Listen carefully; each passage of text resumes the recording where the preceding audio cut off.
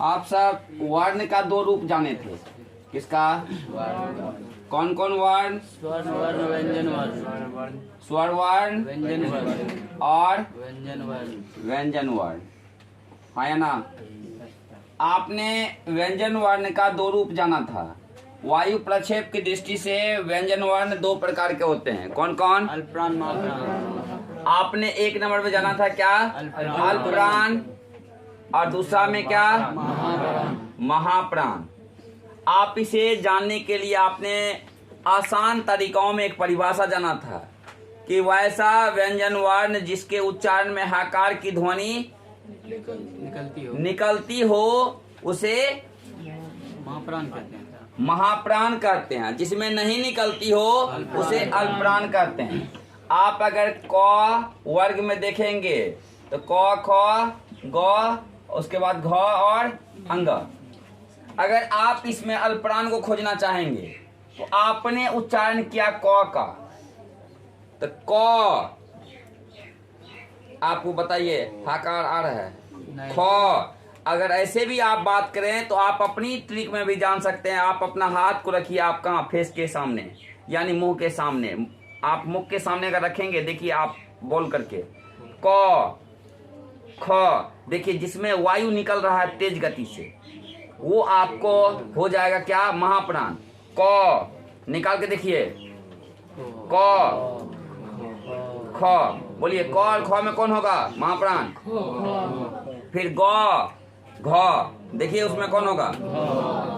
अंग नहीं निकल रहा है। इसलिए इसका एक अपनी तरीका पर ट्रिक ले सकते हैं कि क कौन सा प्राण? अल्पप्राण नंबर 1। उसके बाद ख क्या? महाप्राण। ग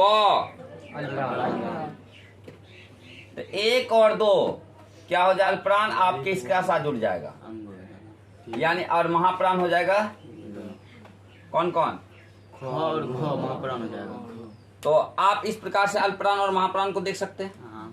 इसके अलावा अगर हम लोग बात करें तो आपको वर्ण में आता है घोष वर्ण और एक होता है अघोष वर्ण। इसी को हम लोग कह सकते हैं सघोष। क्या कह सकते हैं? हम लोग अपनी परिभाषा अपना आसान तरीका से अगर दे सकते हैं तो हम लोग कह सकते हैं कि वैसा आपको वर्ण जिसमें नाद का प्रयोग नहीं किया जाता है उसे हम लोग अघोष वर्ण कहते, या वैसा वर्ण जिसमें स्वर तंत्रिका तंत्र, या नहीं लेंगे स्वर तंत्रिका तंत्र के माध्यम से हम लोग तो कह सकते हैं वैसा वर्ण जिसमें नाद के माध्यम से श्वास का प्रयोग किया जाता। नाद का ना बल्कि श्वास का प्रयोग किया जाता, उसे क्या कहते हैं? उसे अघोष वर्ण कहते हैं। कैसे बोले सर परिभाषा समझ? वैसा वर्ण जिसमें नाद का प्रयोग नहीं किया जाता है उसे क्या कहेंगे? तो कहिएगा कैसे? तो आप बताइए क ख ग घ और अंग कहता है इसमें आपको किसमें नाद का प्रयोग नहीं होता है, और जिसमें नाद का प्रयोग होता है वो आपको क्या हो जाएगा?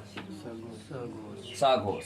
तो आप बताइए, ये तो क वर्ग में था, आपको च वर्ग में बताइए कौन कौन आएगा? हो जाएगा। च के बाद बोलिए, उसके बाद टोट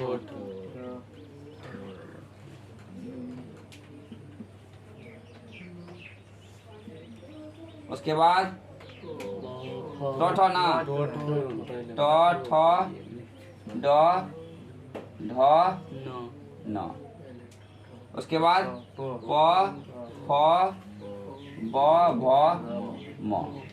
आप बताइए इसमें ये आपको कौन सा वर्ग है, यानी कौन सा वर्ण? ये आपको अघोष है, और ये सारा का सारा क्या है? सघोष है।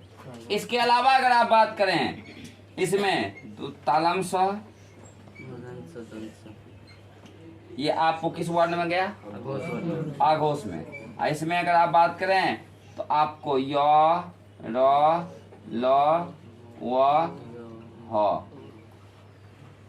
किस में चल गया? सघोष में। इसके अलावा स्वर वर्ण, कौन सा वर्ण? तो आपको कभी कभी सघोष का यानी आघोष का कुल संख्या पूछता है।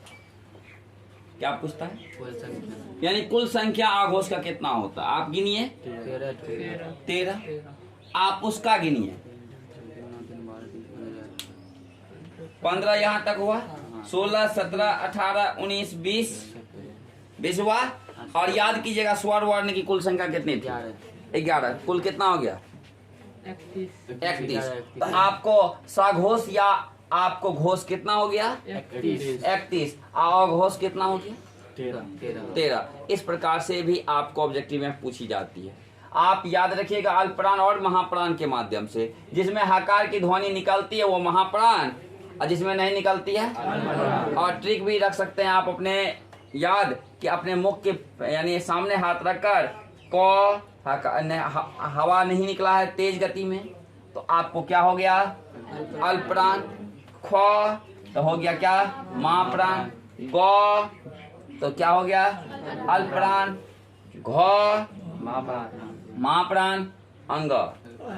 इस प्रकार से भी आप निकाल कर देख सकते हैं कि कौन अल्पप्राण में जा रहा है, कौन महाप्राण में जा रहा है।